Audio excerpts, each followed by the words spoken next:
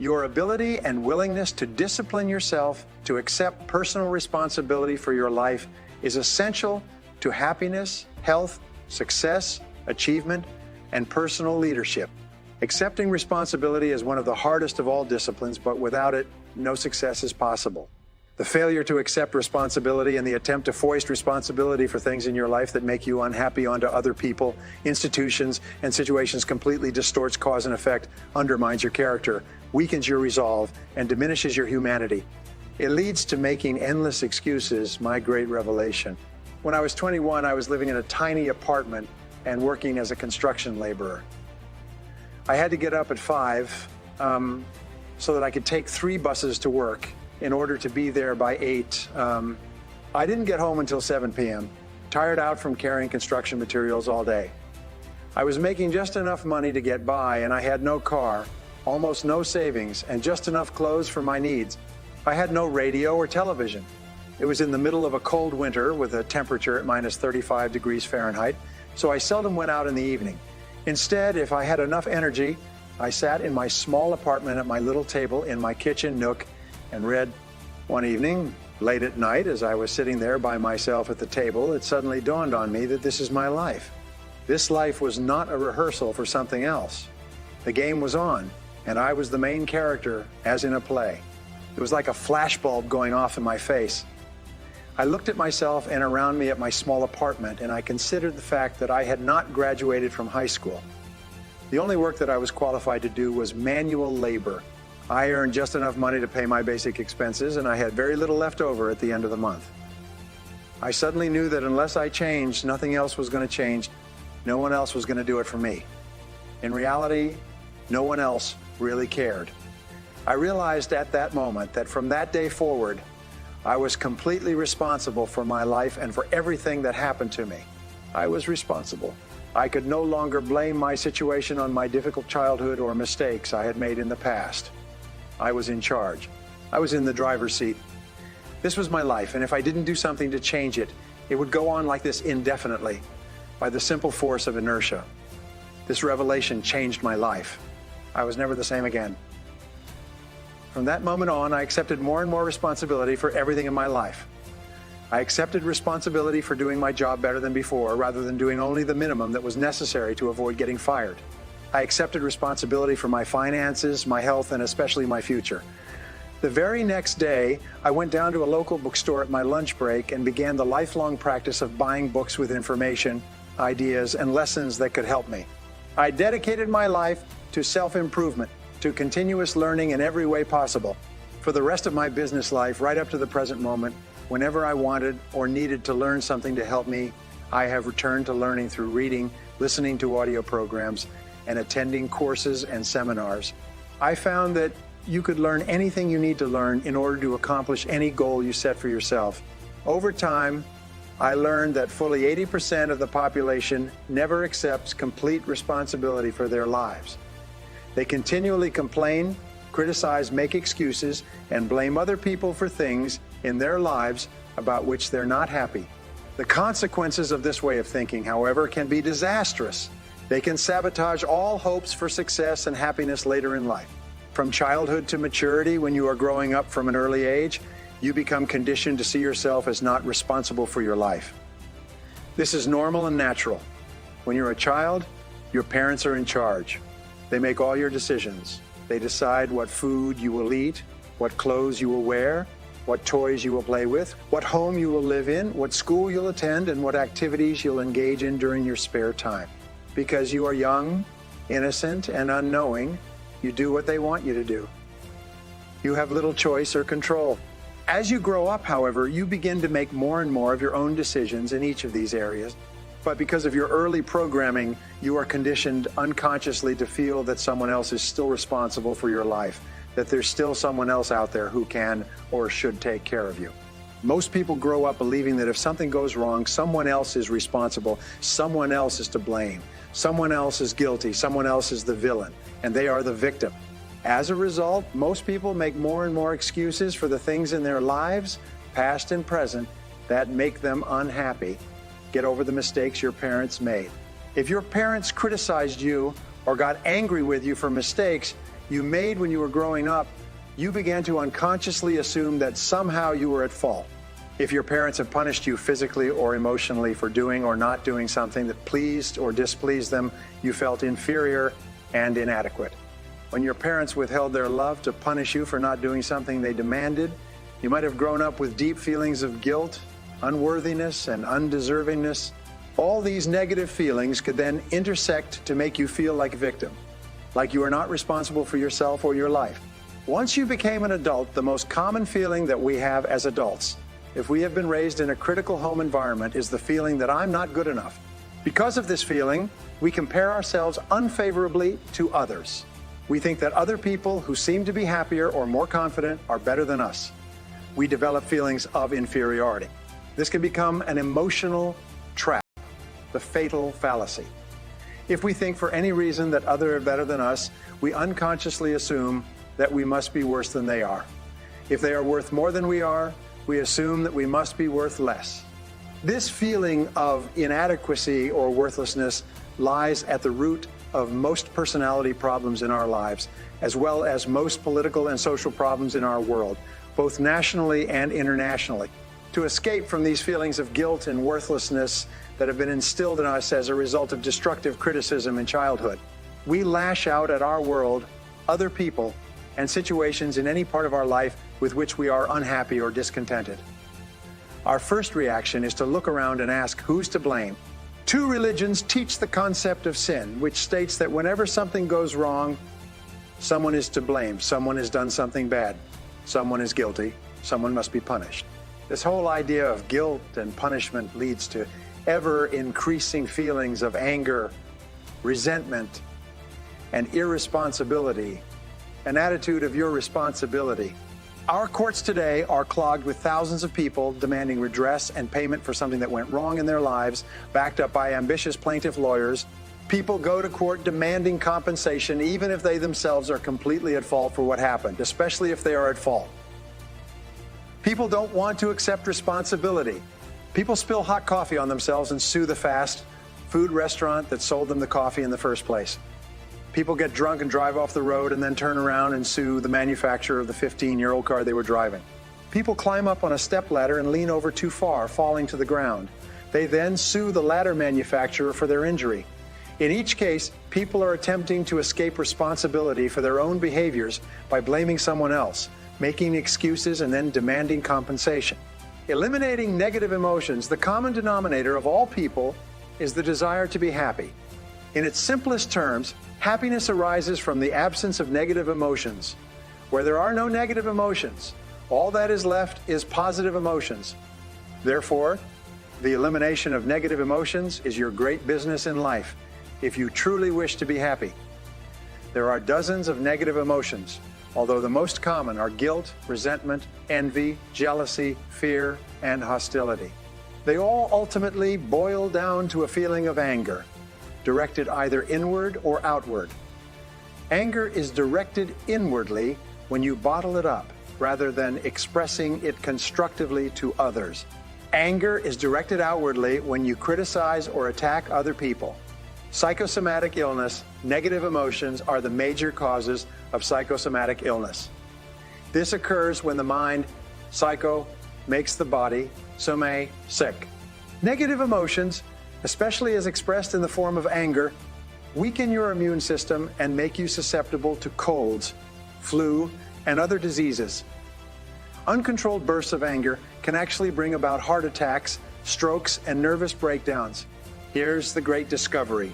All negative emotions, especially anger, depend for their very existence on your ability to blame someone or something else for something in your life that you're not happy about. It takes tremendous self-discipline to refrain from blaming others for our problems. It takes enormous self-control to refuse to make excuses. It takes tremendous self-discipline for you to accept complete responsibility for everything you are, everything you become, and everything that happens to you. Even if you are not directly responsible for something that happens, like Hurricane Katrina, you are responsible for your responses, for what you do and say from that moment forward. It takes tremendous self-mastery for you to take complete control of your unconscious mind and deliberately choose to think positive, constructive thoughts that enhance your life and improve the quality of your relationships and results. But the payoff of this form of positive thinking is tremendous. Blaming is easy. By following the path of least resistance, the easiest and most mindless behavior of all is for a person to lash out and blame someone else anytime anything goes wrong for any reason. People who develop the habit of automatically blaming often become angry at things, blaming inanimate objects when they do not function as expected. It is so silly that it almost becomes a mild form of insanity. People become angry at doors that stick. They swear at tools that they are using. When they themselves make a mistake, they get mad when their car doesn't start. Even if it is an inanimate object, if it doesn't work perfectly, then the thing must be to blame. People will often kick a car that they are mad at or a box that they tripped over the antidote to negative emotions. The fastest and most dependable way to eliminate negative emotions is to immediately say, I am responsible. Whenever something happens that triggers anger or a negative reaction of any kind, quickly neutralize the feelings of negativity by saying, I am responsible. The law of substitution says that you can substitute a positive thought for a negative one. Since your mind can only hold one thought at a time, when you deliberately choose the positive thought, I am responsible, you cancel out any other thought or emotion at that moment. It is not possible to accept responsibility and remain angry at the same time. It's not possible to accept responsibility and experience negative emotions. It's not possible to accept responsibility without becoming calm, clear, positive, and focused once more. As long as you are blaming someone else for something in your life that you don't like, you will remain a mental child. You continue to see yourself as small and helpless. Like a victim, you continue to lash out. However, when you begin to accept responsibility for everything that happens to you, you transform yourself into a mental adult. You will see yourself as being in charge of your own life and no longer a victim. In Alcoholics Anonymous, people who are having problems with drinking attend meetings with others going through the same situation. What they have found is that until the individual accepts responsibility for his or her problems, both the alcohol and in other areas of life, no progress is possible. But after the person accepts responsibility, everything is possible. This is true with almost every difficult situation in life in which you project your unhappiness onto other people or factors outside yourself, money and emotions. Many of our biggest problems and concerns in life have to do with money, earning it, spending it, investing it, and especially losing it. As a result, many of our negative emotions are associated with money in some way. However, the fact is that you are responsible for your financial life you choose. You decide, you're in charge, you cannot blame your financial problems or situation on other people. You are in the driver's seat. So it is only when you accept responsibility for your income, who chose to accept the job you are working at, your bills, who spent the money that put you into debt, and your investments, who made those decisions, can you move from becoming an economic child to an economic adult responsibility and control. There's a direct relationship between the acceptance of responsibility and the amount of personal control you feel you have over your life. This means that the more you accept responsibility, the greater sense of control you experience. There's also a direct relationship between the amount of control you feel you have and how positive you feel. The more you feel that you have a high sense of control in the important areas of your life, the more positive and happy you are in everything you do. When you accept responsibility, you feel strong, powerful, and purposeful. Accepting responsibility eliminates the negative emotions that rob you of happiness and contentment in every situation. The antidote to negative emotions is to say, I am responsible. Then look into the situation to find the reasons why you are responsible for what happened or for what is going on. Your intelligence is like a double-edged sword. It can cut in either direction. You can use your intelligence to rationalize, justify, and blame other people for things you're not happy about, or you can use your intelligence to find reasons why you are responsible for what happened and then take action to solve the problem or resolve the situation. You can make excuses or you can make progress. You choose. Even if an accident has occurred, such as your car being damaged in the parking lot while you're at work, you may not be legally at fault for the accident, but you are still responsible for your responses, for how you behave as a result of what happened. Never complain, never explain. The mark of the leader. The truly superior person is that he or she accepts complete responsibility for the situation. It's not possible to imagine a true leader who whines and complains rather than taking action when problems and difficulties arise. This sense of responsibility is the mark of a highly developed personality. You take responsibility for your life by resolving in advance that you will not become upset or angry over something that you cannot affect or change. Just as you do not become angry about the weather, you do not become angry over circumstances and situations over which you have no control. Furthermore, you especially do not allow yourself to be angry and unhappy in the present because of unhappy experiences or situations from the past. You say, "What cannot be cured must be endured." It's amazing how many people are unhappy today because of a past event, even something that happened many years ago. Each time they think of the negative experience, they become angry or depressed once more. The good news is that at any time you can stop thinking about discussing and rehashing the past. You can let it go and begin thinking instead about your goals and your unlimited future. As Helen Keller said, when you turn toward the sunshine, the shadows fall behind you. Any self-discipline, self-mastery, and self-control begin with taking responsibility for your emotions. You take charge of your emotions by accepting 100% responsibility for yourself and for your responses to everything that happens to you. You refuse to make excuses, complain, criticize, or blame other people for anything. Instead, you say, "I am responsible," and then you take action of some kind. The only antidote is action. The only real antidote for anger or worry is purposeful action in the direction of your goals, which is the subject of the next chapter.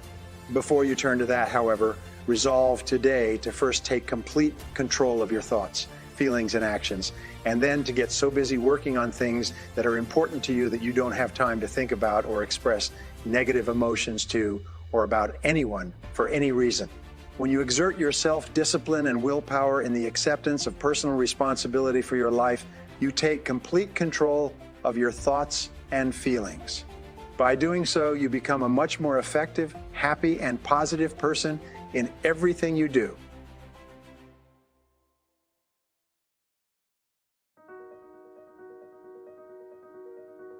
Here's the definition of success and failure. Just make this note. Here's failure, a few errors in judgment repeated every day. Now, you can automatically assume, Mr. Owen, I say, I can understand that. A few errors in judgment repeated every day for 6 years. I'm with my father.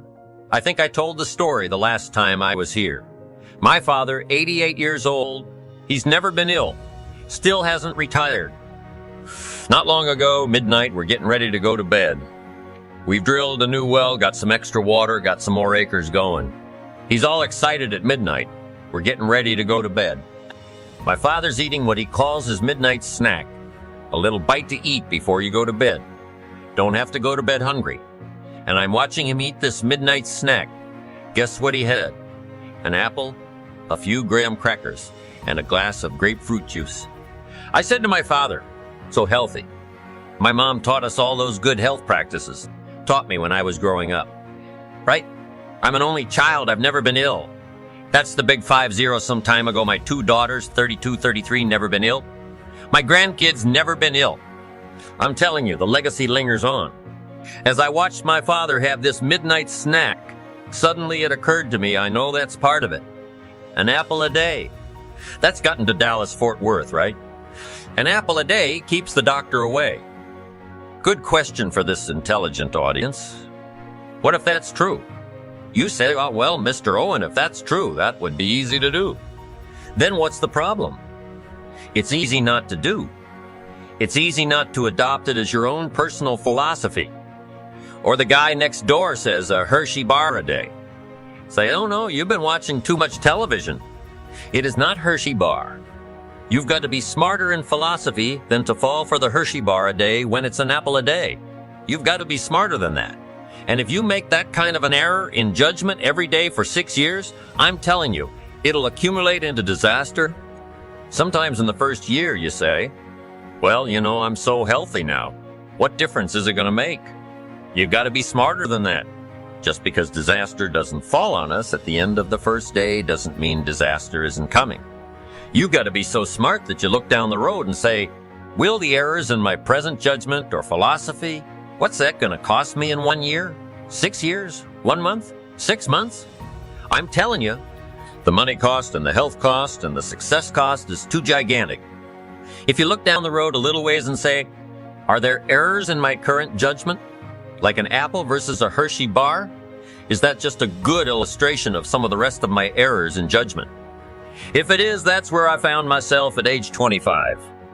I started working when I was 19. I met my teacher who helped turn my life around when I was 25. That's 6 years. At the end of the first 6 years of my economic life, I've got pennies in my pocket. I've got nothing in the bank. The creditors are calling saying, hey, you told us the check was in the mail. I'm embarrassed. I'm behind on my promises. I live in America. I'm a 25-year-old American male. I've got a nice family, every reason to do well, and I messed up. Now what's messed up? I used to think it was the community that was messed up, and the country was messed up, and the government was messed up. If those Democrats ever get in the White House, that'll really mess things up. If the Republicans stay in power, that'll really mess things up. The economy was messed up. Interest rates were messed up. I thought all this stuff was messed up. Then I found out that's not what was messed up. I was criticizing the only thing I had to work with. What was really messed up was my own personal philosophy, my own errors in judgment. And my own personal philosophy brought me, in 6 years, 2 pennies in my pocket, nothing in the bank, and trying to explain why I wasn't doing well living in America. A 25-year-old American male got a family, every reason to do well. Once I understood this, here's the formula for failure. Errors in judgment, being lax about developing your own personal philosophy, killing. It's called accumulated disaster. It doesn't matter whether it's your health or your bank account. A guy's got an empty bank account, probably has high cholesterol. Why? Over the last 6 years, he never paid attention to either one.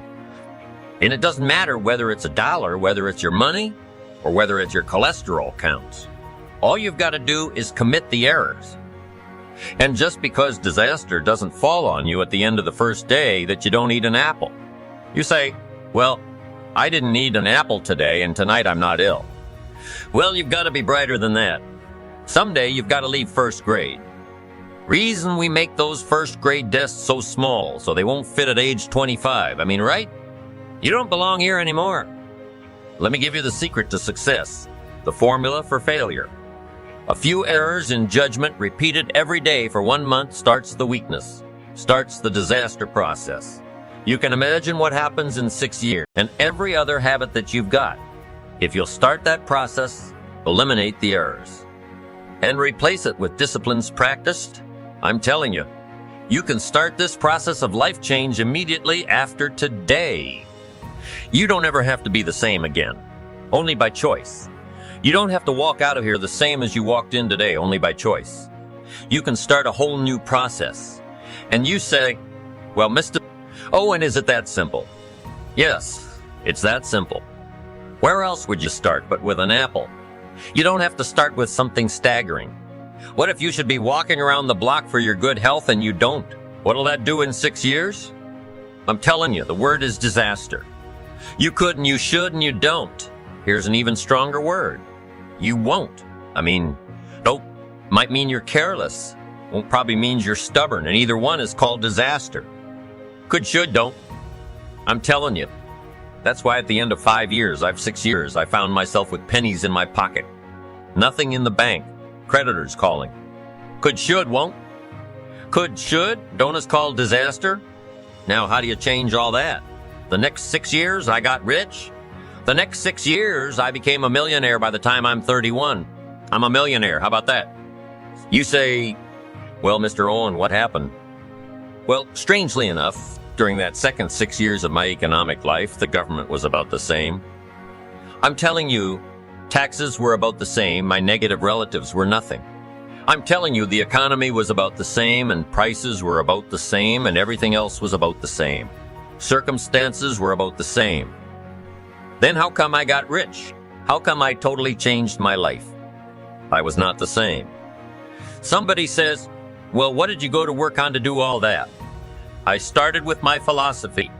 I started amending my errors by doing some better thinking, changing my mind, and coming up with ideas that I didn't have before I met my teacher. And once that whole process started for me, I'm telling you, I changed my whole life within a 6-year period. I was never the same, and I've kept up that process all these years. One of the reasons why I'm here is to continue my craft. I don't want the day to come someday somebody says, you should have heard Jim Rohn 10 years ago when he was really terrific. I want people to say, I heard him 10 years ago, but you should hear him now. I'm telling you, the man works on his craft. I'm telling you, the man's done some extra reading. I'm telling you, the man doesn't miss a trick. I'm telling you, he's worked hard on himself. That's why he's able to deliver like he does. The same thing can happen for you as a teenager. It can happen to you as a mother, as a father, as a business person, as a salesperson. Running a business doesn't matter, management, wherever you find yourself. This is the process called personal change. And what I say to start with is start with your own philosophy. Your philosophy is going to determine whether or not you go for the disciplines or continue the errors. That's called potential disaster. And everybody has it within their power. What was so happy for me to find out at age 25, Mr. Show said. Mr. Owen, you don't have to change country, but you do have to change velocity. And if you'll change philosophy, not country, you can turn around your income. You can turn around your bank account. You can turn around your skills. You can become capable, powerful, sophisticated, healthy, influential, all the other equities that you could possibly want out of your life using the only stuff there is and not trying to change any of this stuff. Appreciate all of this stuff with all of its ups and downs, with all of its mystery of why it works and sometimes it doesn't work. Don't challenge this. You don't have to ask for another planet. You don't have to ask for another country. Just ask for another book. Ask for another seminar. Ask for another idea. And you can start this whole process of personal life change. Now, I can spend the whole day on philosophy. That's where it is. If I could get you intrigued with that enough to study it, enough to ponder it, to where you'd pick up the commitment like I did. Say, hey, as simple as an apple a day, as simple as a walk around the block? Why not start right there? If you don't start there, where else are you going to start? Might as well start where it's easy and then go to the more complicated discipline. Because if you can't handle the complicated, the simple disciplines, how can you handle the complicated thoughts? Held in mind produce after their kind. What you think becomes your reality. Earl Nightingale in his audio program, The Strangest Secret, says that you become what you think about. Ralph Waldo Emerson summarized this idea more than 100 years ago. Dimension of your external life. If you want to be happy, you need to clearly define for yourself and create the mental equivalent or picture of exactly what happiness means to you. If you wish to enjoy health and long life or happy relationships or financial prosperity, you need to create in your mind an exact, detailed picture of what you desire, as a result of a whole series of other laws that I'll be discussing. This becomes the critical starting point that begins inevitably to lead you to the realization of your dreams and goals. The fourth law of success is called the law of correspondence. This law has been talked about for perhaps 4,000 years, and it's one of the fundamental laws that explains human experience.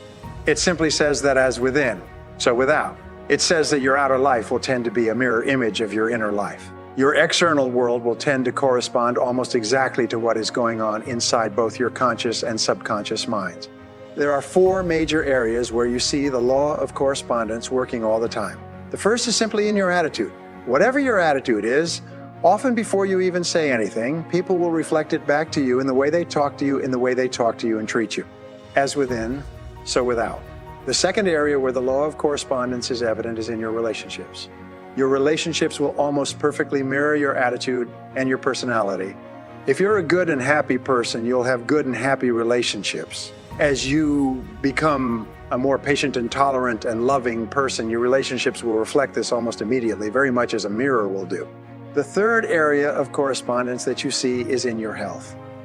Much of your health can be directly traced to specific attitudes that cause you to suffer from minor and major illnesses.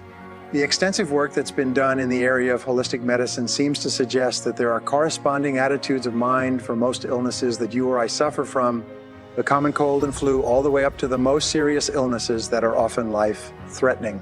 Whenever you're anxious or upset or unhappy for any reason, for any period of time, your body will begin to reflect those feelings. The entire basis of psychosomatic medicine is the conclusion that your mind, psycho, makes your body, soma, sick. What your mind harbors, your body eventually expresses. The fourth application of the law of correspondence is that your external world of material accomplishment will exactly correspond to your internal world of preparation. The more knowledge and skill you gain that helps you to be more effective in your work, the more you will be paid.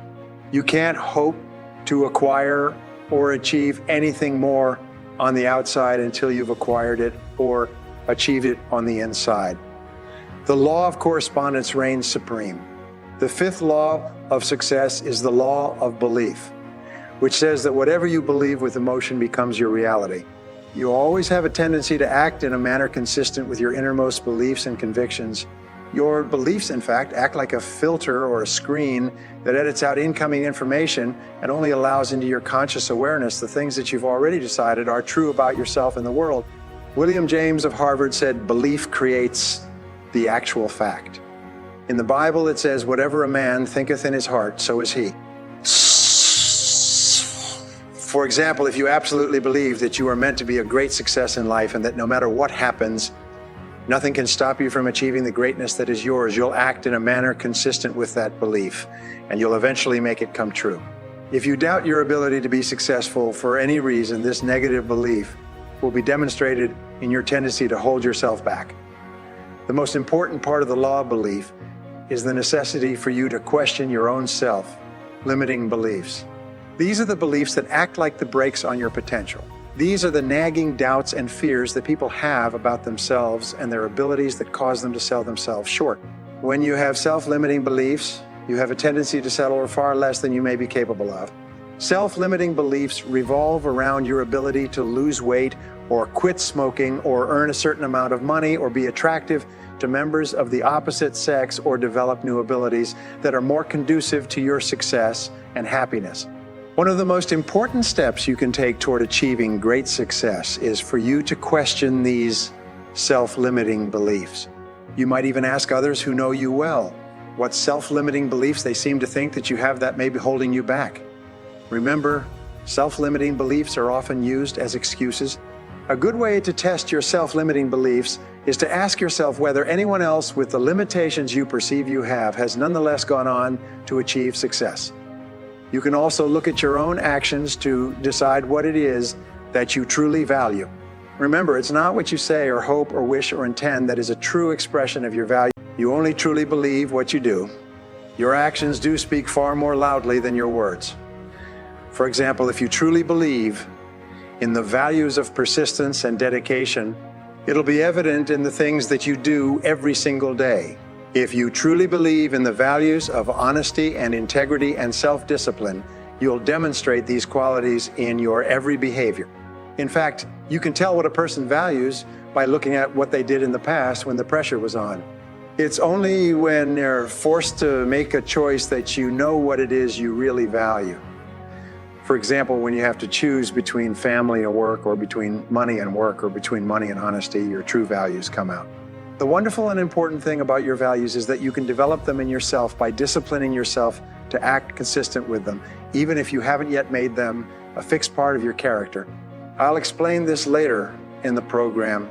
The seventh law of success is the law of motivation, which says that everything you do is triggered by inner desires and urges and instincts, many of which may be at an unconscious level, and your attitudes and behaviors will be determined by your dominant motivations, by what you really want and need in life, not by what you think you want. This is an extension of the law of values, and it's very important for you to understand. There's a simple formula called the ABC formula of human motivation and human action. The ABC stands for antecedents, behavior, and consequences. The antecedents are the things that happen before the behavior. The behaviors are the things you do. The consequences are what happens as a result of your behavior. We know that psychologically only about 15% of your motivation comes from the antecedents, from what you read or learn or are told to do or not do. However, about 85% of your motivation comes from your expectations, what you think will happen. It's your beliefs about the consequences, about the future, that cause you to behave in a certain way. The clearer you are about the consequences of your actions, and the more intensely you desire to enjoy the consequences that your behaviors may lead to, the more motivated you'll be. This is why it's so important to have absolute clarity with regard to your goals in each area of your life in order for you to be motivated to perform at your very best.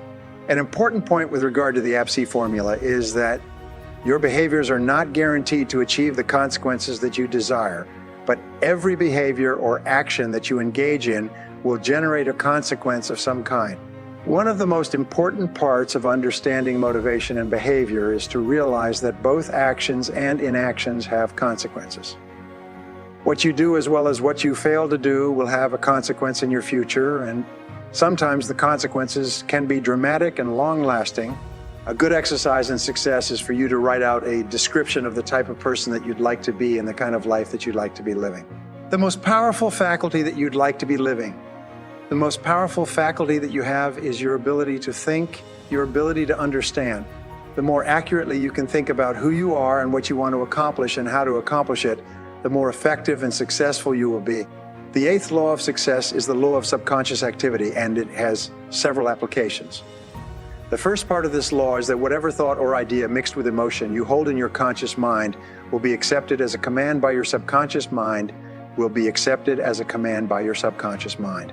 This means that whatever thought, idea, or goal you can hold in your mind on a continuing basis, you can have because your subconscious mind will go to work to organize all of your thoughts and actions to bring it into your reality. If you desire to earn or attain a certain amount of money and you think about it continually day and night, and you use every means possible to drive this desire or hope deep into your subconscious mind will begin committing more and more of its reserve capacity toward bringing that goal or desire into your life. The second part of the law of subconscious activity is that your subconscious mind, once you give it the proper commands, will trigger your reticular cortex and its function, the reticular activating system. Your reticular cortex is a small finger, like part of your brain that alerts you to events and circumstances around you that are consistent with your dominant desires or concerns. For example, if you decided that you wanted to buy a red sports car, this desire would signal to your reticular cortex that red sports cars are now of paramount importance to you. From that moment on, you would see red sports cars everywhere.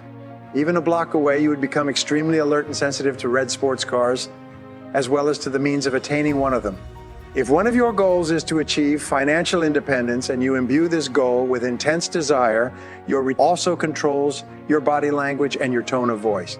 Professor Moravian of the University of California, Santa Barbara has concluded that when you communicate with others, fully 55% of the message you send is contained in your body language, 38% of the message you send is contained in your tone of voice, and only 7% of the message you send is contained in your tone of voice, and only 7% of the message is contained in the actual words that you use.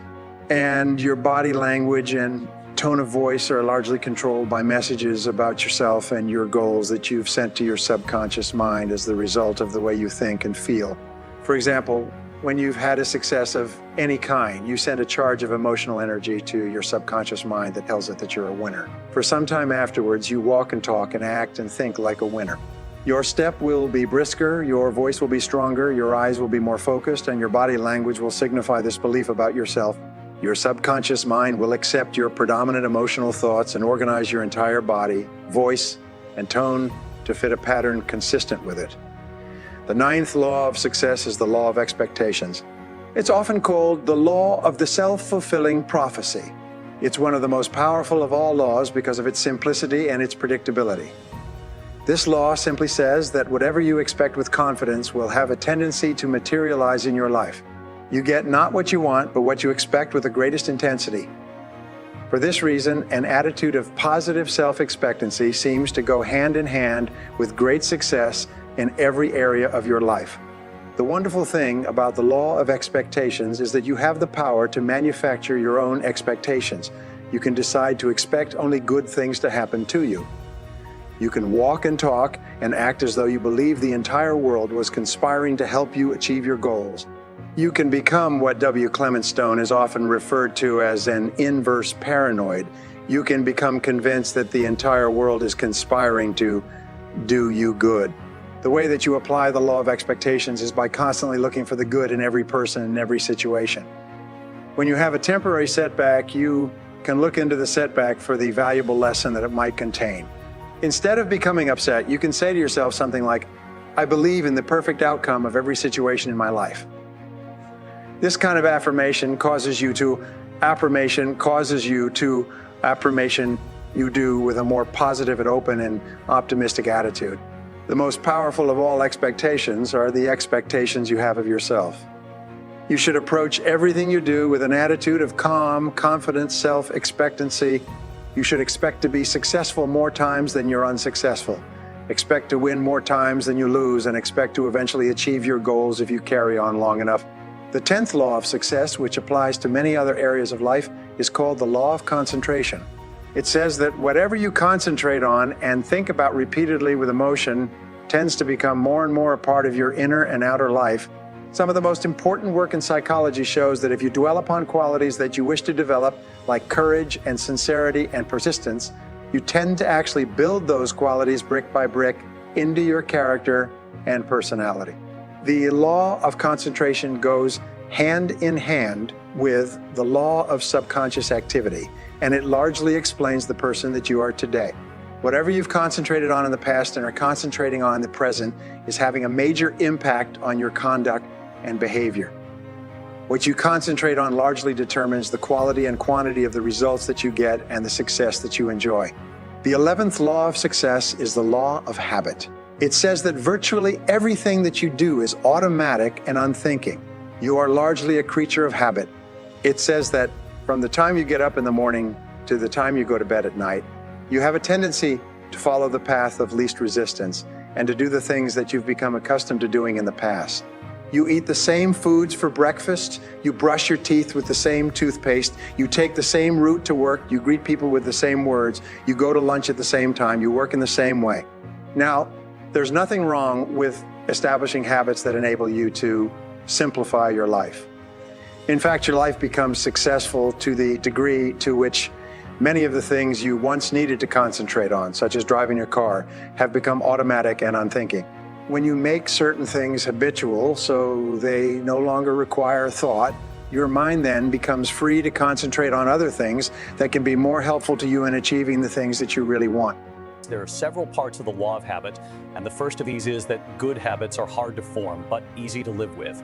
The second part is that bad habits are easy to form, but hard to live with. It's one of the hardest of all things to change. Our bad habits probably leading you to failure. The way that you overcome bad habits is simply to override them by the development of new, more positive habits.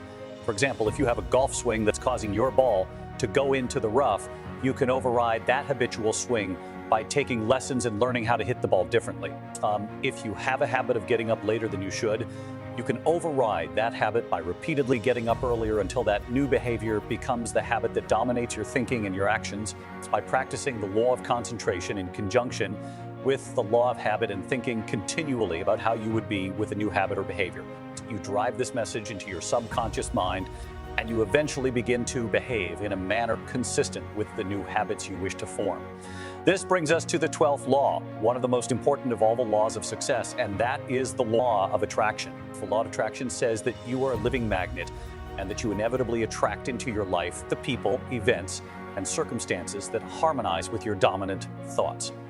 This is why we say that whatever you can hold in your mind on a continuing basis, you can have. It's whatever thought you hold clearly and mix with emotion. Begin setting up a force field of mental energy that begins drawing towards you the things that you need to achieve that goal. This law of attraction has been written about for hundreds, if not thousands of years. It's contained in the old folk sayings like attracts like, or like begets like, or you've perhaps heard birds of a feather flock together. My friend Mark Victor Hansen says that whatever you want wants you. These are all ways of saying that your mind is extremely powerful and that whatever you think, emotionalized, becomes a form of energy like a magnet that's attracting the events and circumstances you experience into your life. In music, the law of attraction is often referred to as the law of sympathetic resonance. It explains, for example, that if you have two pianos in a large room and you hit the key of C on one of the pianos and then walk across the room to the other piano, the C note or string on the second piano will be vibrating in perfect harmony or resonance with the SECS string on the first piano. One of the most common examples of this law is when you enter a room full of people and you almost invariably have a sympathetic resonance or attraction with someone else in the room. You'll have a tendency to gravitate toward a person with whom you are comfortable and compatible, and that person will have a tendency to gravitate towards you. It's very often two single people at a social gathering will have a level of sympathetic resonance that draws them toward each other and into conversation. It's by the same token, when you have a very clear goal or idea, you will tend to attract people to you and be attracted to people who have ideas and information and resources that can help you to realize that goal. Another illustration of the law of attraction is its opposite, which is the law of repulsion. When you begin to become a particular kind of person because of the way you change your thinking, you will find yourself attracted to people who are similar to you, and you will also find yourself repelling and being repelled by people who don't think the way you do. This law explains why positive people tend to associate with other positive people and why negative people tend to associate with other negative people and why neither group finds the other group of very much interest. You can begin to fill your life with the kind of people that you respect and admire by simply becoming the kind of person in your thoughts that will attract them to you. The 13th law of success is the law of choice, which says that you are always free to choose the content of your conscious mind, but in doing so, you are choosing every other part of your life. Your thoughts control your reality. And since no one else but you can think for you, the thoughts that you choose to harbor determine everything that happens in your life. The wonderful thing about the law of choice is that it says that you have complete freedom to think and therefore to be anything that you intensely desire. The choice is always up to you. The law of choice also says that you are where you are and what you are because you have chosen to be there. If you're not happy with where you are and what you are, it's up to you to choose to be and do something else. The 14th law of success is the law of optimism, which simply says that a positive mental attitude goes hand in hand with success and happiness in virtually every dimension of life. The quality of optimism is the quality that makes you into a cheerful and pleasant person, a person that other people like and want to be around and help. The most successful men and women tend to be very likable people. The more optimistic you are, the happier you'll be moment to moment, and the more things you'll be willing to attempt. The 15th law of success, the law of change, says simply that change is inevitable. The only constant we have in life is that of change. Everything is changing even as you listen to this tape. But the wonderful thing about the law of change is that nothing is fixed either. All progress requires change. And since change is happening in any case, you can be and have and do anything you want by simply harnessing the forces of change and taking advantage of it. The law of change also says that your life can only get better when you get better, but not until. It says that you can't remain the same and somehow improve. The law says that if you don't take advantage of change, you will end up being the victim of change. Things will happen over which he paid for his average lifestyle, and like most average people, he was going nowhere with his life. Then one day, something happened to him. Perhaps he read a book that woke him up, or listened to an audio program, or attended a motivational seminar. Whatever it was, he wasn't the same afterwards. He realized that he could choose to do and be something else. He applied the law of choice. By the law of change, he realized that his life could only improve if he began changing in a positive direction. Using the law of cause and effect, he made some decisions about what he wanted to accomplish and then began searching out the causes of the effects he desired. By the law of optimism, he was positive toward himself and its possibilities. He expected good things to happen, triggering the law of expectations. He went to work on his thinking, and he began to dwell by the law of concentration on his ideal lifestyle. By the law of subconscious activity, he began to walk and talk like the person he envisioned himself becoming. He also began noticing opportunities to advance himself that he hadn't seen before. As he changed his thinking, he triggered the law of mind and the law of mental equivalency, and he created a clear picture of his goals. By the law of correspondence, his outer world began to reflect his new, improved inner world. His beliefs about himself began to change, and by the law of attraction, people and resources began to appear to help him move toward his goal. As he concentrated on his desires, his values and motivations changed, and he began developing the kind of habits that lead to success. In no time at all, by bringing his life into alignment and harmony with the laws of success, he began moving forward at a rate that surprised even him. And so can you. The laws of success are based on the foundational principle that in order for you to succeed, you must first decide what success means to you. You can then begin to apply these laws to your definition of success to bring it more rapidly into your reality. Get off of Instagram and Snap and get off all these blogs. Get into something that can really, really move your life forward. Getting successful is not a magic trick. The difference between successful people and non-successful people is here. If you want to be successful, you have to change this.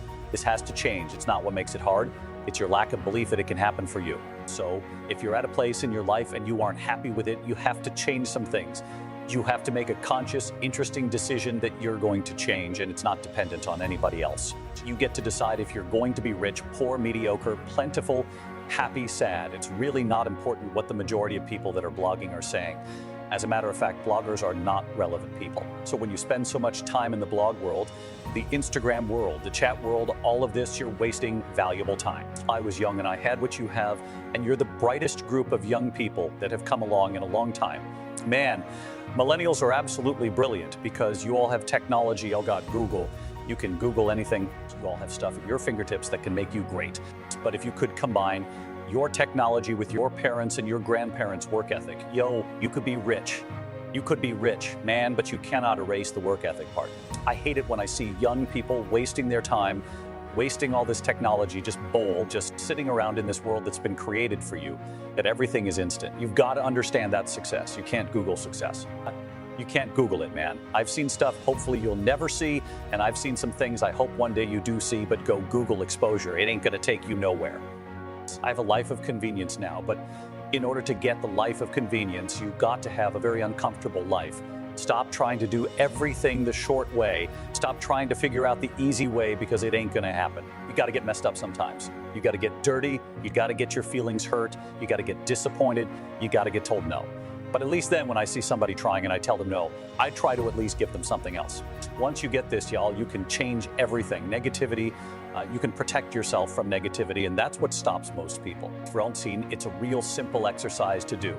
I do it every morning before I walk out the door, so I walk out as a positive. I get tired sometimes because I get mentally drained from my job at times, but to coach your mind from negativity, the way you can put a coating around your mind is with one simple: gratitude. Gratitude erases negativity. If you wake up in the morning and start having negative thoughts, I'm tripping, I just don't feel myself. Every time you feel in the middle of the day, if you feel yourself doing that, stop. Just stop for a second and start going over in your mind everything you have to be grateful for, everything you already have. You can walk, that's a blessing. You woke up, that's another blessing. The fact that you can see, think, reason, that's another blessing. You can go somewhere and get yourself something to eat, that's another blessing. The ability to dream is a blessing. Start coating your mind with gratitude. It can change everything for you.